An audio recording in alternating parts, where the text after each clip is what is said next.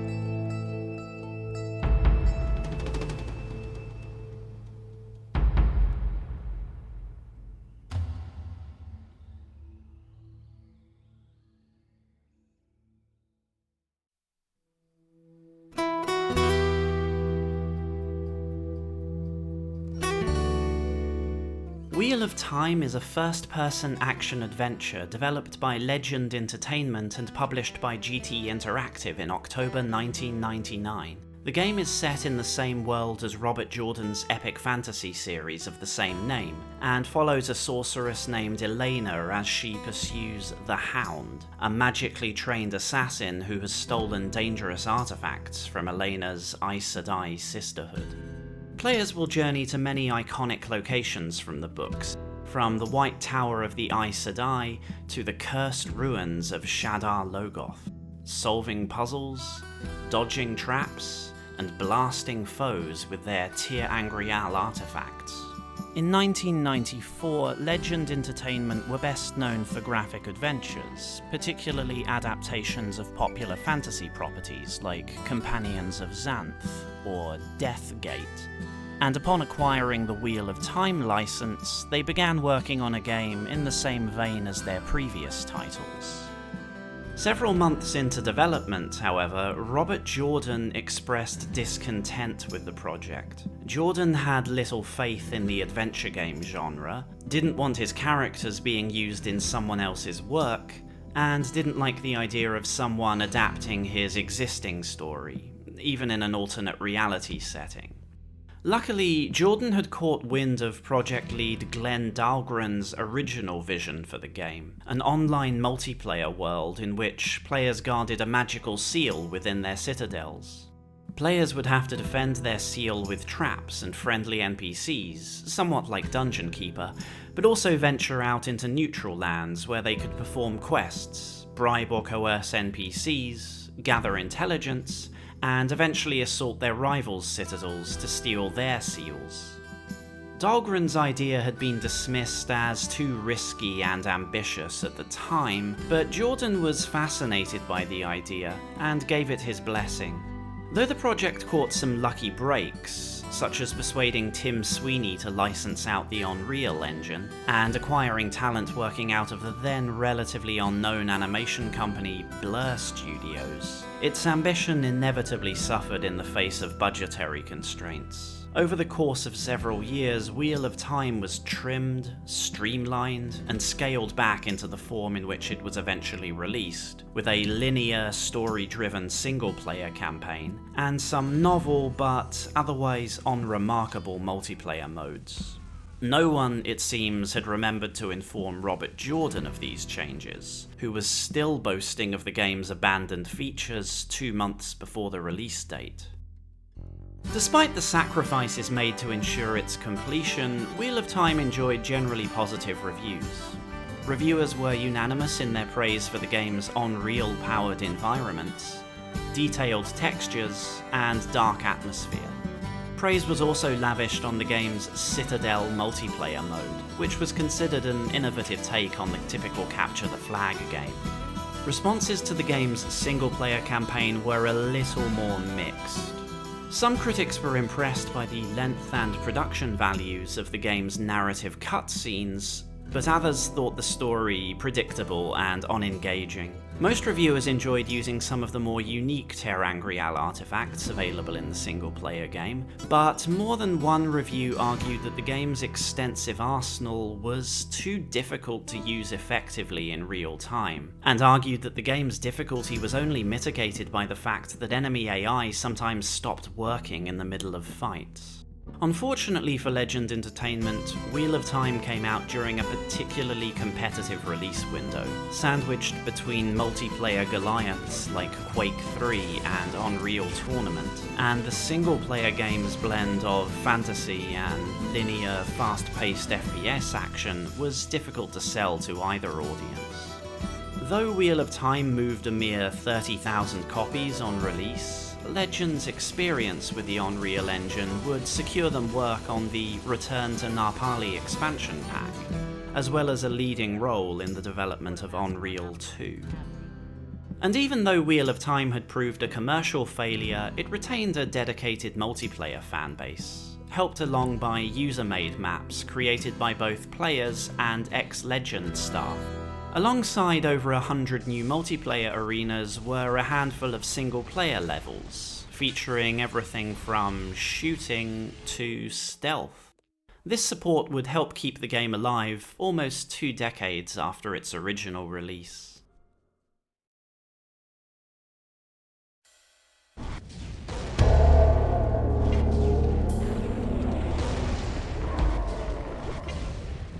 Wheel of Time is often referred to as a first-person shooter, and this is a mostly accurate description for the early sections of the game.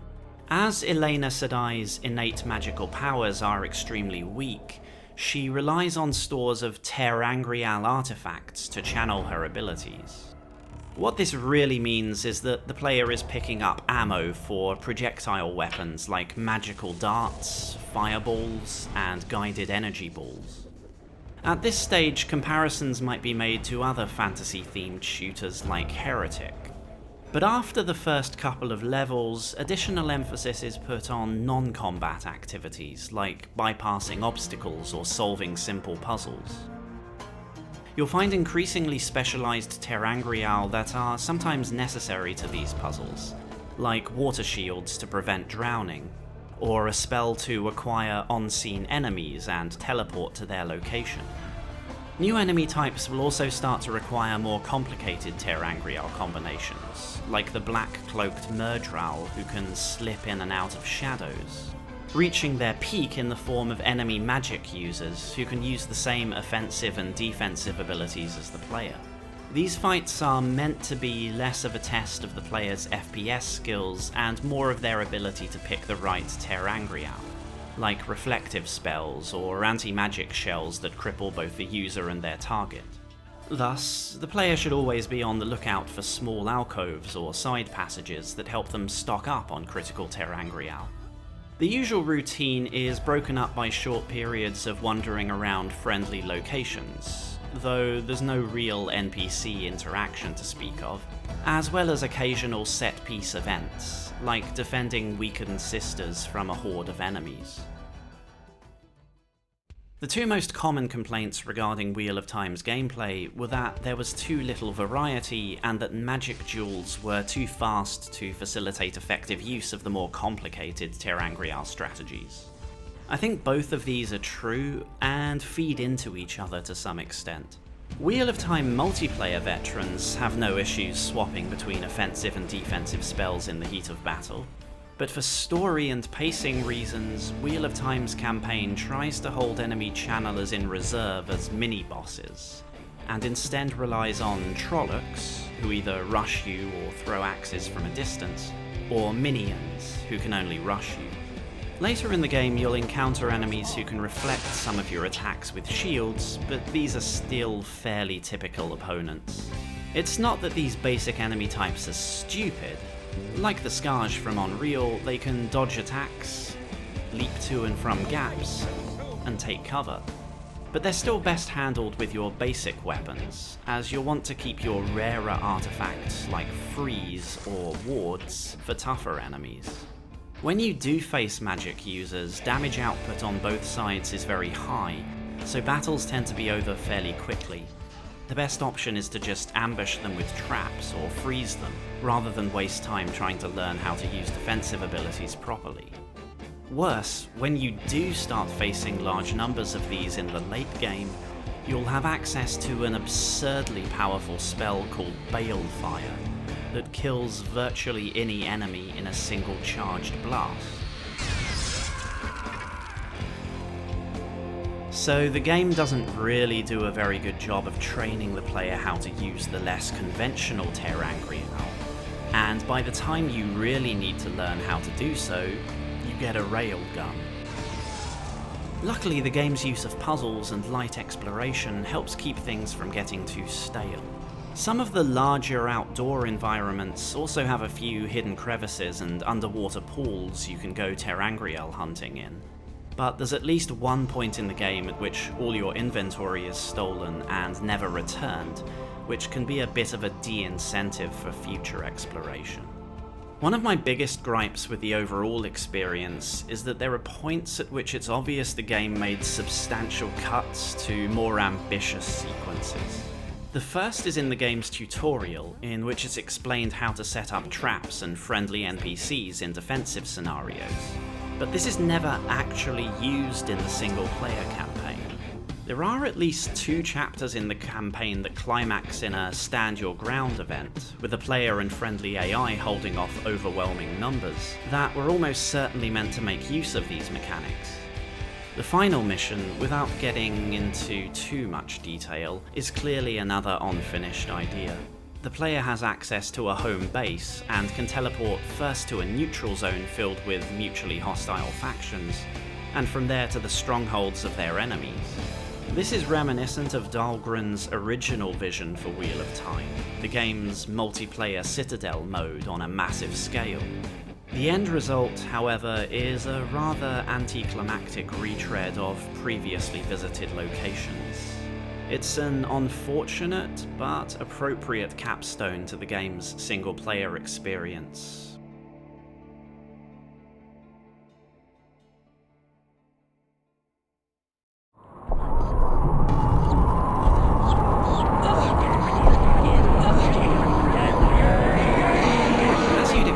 From an Unreal-powered title, Wheel of Time is an impressive piece of work for the late 90s. Whilst it might not quite match titles like Jedi Knight for the scale of its outdoor environments, it still manages to pack a good balance of both size and fine detail into its levels. The most impressive examples of indoor areas are probably in the White Tower, which has some incredibly detailed architecture. And if you're a Wheel of Time fan, the chance to explore the Amyrlin Seat's bedroom or stand before the gates of Shadar Logoth is no doubt an extra treat. Legend obviously worked hard to bring their vision of the setting's cast to life, and although the models themselves can be a bit spiky, there's an enormous amount of detail in faces and clothing. Even little touches like the warders' colour-shifting cloaks are included. The spell and projectile effects are both visually impressive and distinct enough to work out who's casting what in the heat of battle, though it would have been nice to have a bit more variety to deaths than just a falling animation or a rather sad gibbing effect. The cutscenes are probably one area that hasn't aged too well. These were immensely impressive at the time, but the stiff movements and focus on dated facial animations might be distracting for some people. I didn't manage to set up my system to emulate proper EAX effects, but the game still features great use of sound. I think a good measure of a game's sound is how well the game works without music, and Wheel of Time definitely holds up in this regard. In any one area, you can usually hear environmental ambience like rain, wind, trickling water, shuffling feet, or distant screams. The game's soundtrack by Robert Berry and Leif Sorby was divisive, as rather than the typical classical orchestral music commonly associated with epic fantasy, Wheel of Time was more a mix of folk, electronic, and dad rock. I really enjoyed the soundtrack, but I can see some people finding it a bit unconventional. Berry would expand on the work done on this soundtrack to produce a soundtrack for The Wheel of Time in 2001, meant as a companion to the novels. In any case, some people who played Wheel of Time in the last 5 to 10 years may well have done so without even knowing it had a soundtrack. The base retail version of Wheel of Time is rife with challenges for modern players. Despite all these problems, it is still possible to get Wheel of Time running to various degrees of acceptability. I didn't have too much trouble getting the original game to run, albeit with movies and music disabled, but after extensive tinkering and fan patches, I managed to get everything else running smoothly as well, with only some minor visual bugs. There are a lot of different options for Wheel of Time's visuals on modern systems. In my case, I tried 3DFX mode for a while, then played the rest of the game in a fairly conservative Direct 3D configuration, and afterwards went ape with one of the fan-made DirectX 11 renderers. I don't see much point in being too much of a purist about Wheel of Time's visuals. It's really a matter of what works combined with personal preference. Even if you can't get Wheel of Time working perfectly and are missing movies and music, it's still worthwhile to play through it. But I do think it's worth making the effort to try and get the full experience.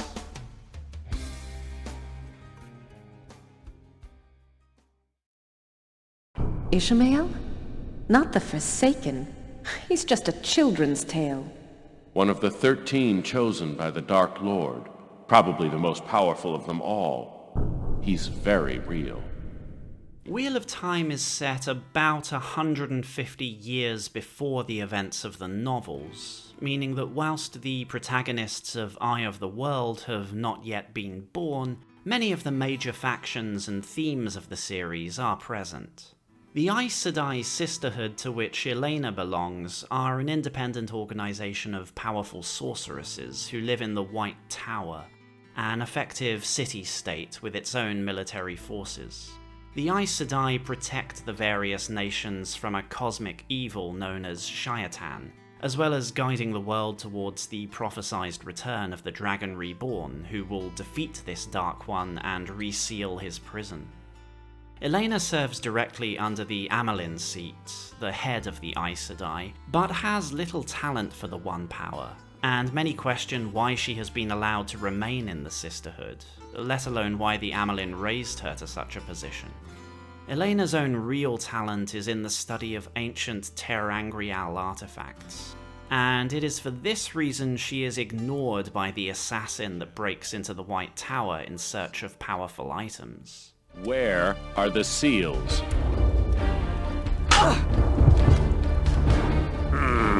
They've got to be here somewhere. The Amelin seat tells Elena that she believes the assassin was assisted by traitors within the Aes Sedai, and looks to her old friend as the only one of her agents she can truly trust to hunt down the assassin. In her quest, Elena will tangle with servants of the Dark One, fanatical White Cloak knights, and a third force with its own designs on the world. Wheel of Time really pushes itself to pay tribute to the world of the novels. Names, places, and even little expressions unique to the books are littered throughout the game. Don't be wool-headed. Book fans might quibble with things like the representation of ter'angreal or Shadar Logoth's inhabitants, but overall I felt like they were doing their best to fit the world into the constraints of a game. The story features a few twists and turns involving Elena's background and villainous infighting, but it's otherwise fairly straightforward.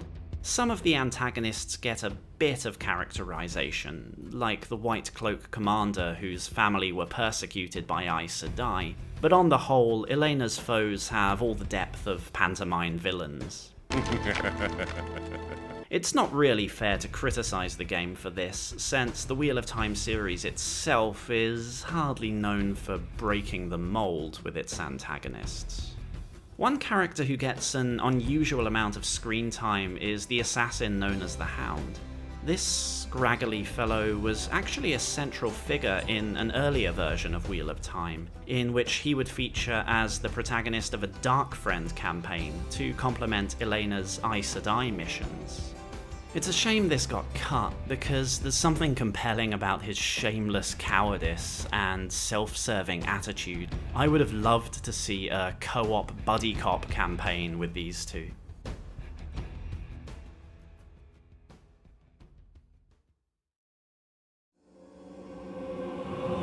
What was, what will be, and what is, may yet fall under the shadow.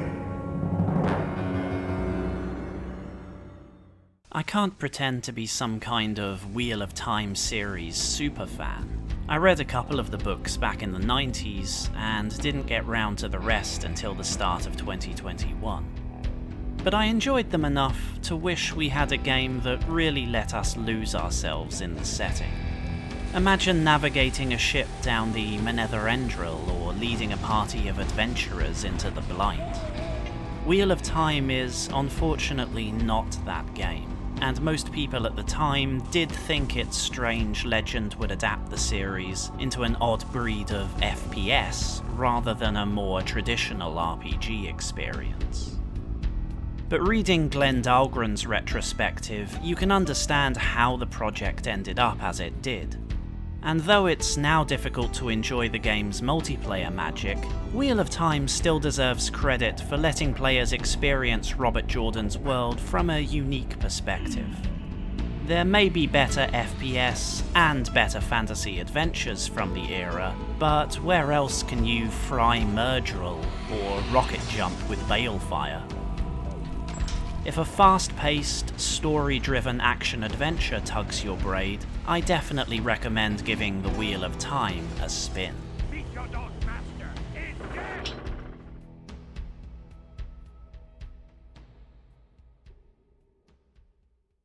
Welcome to the Wheel of Time. Dance party!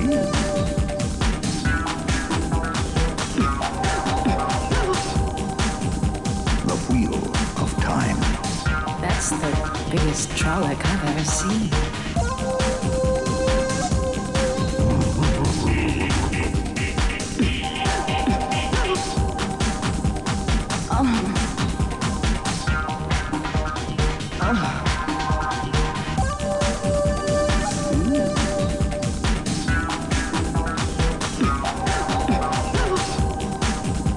The Wheel of Time.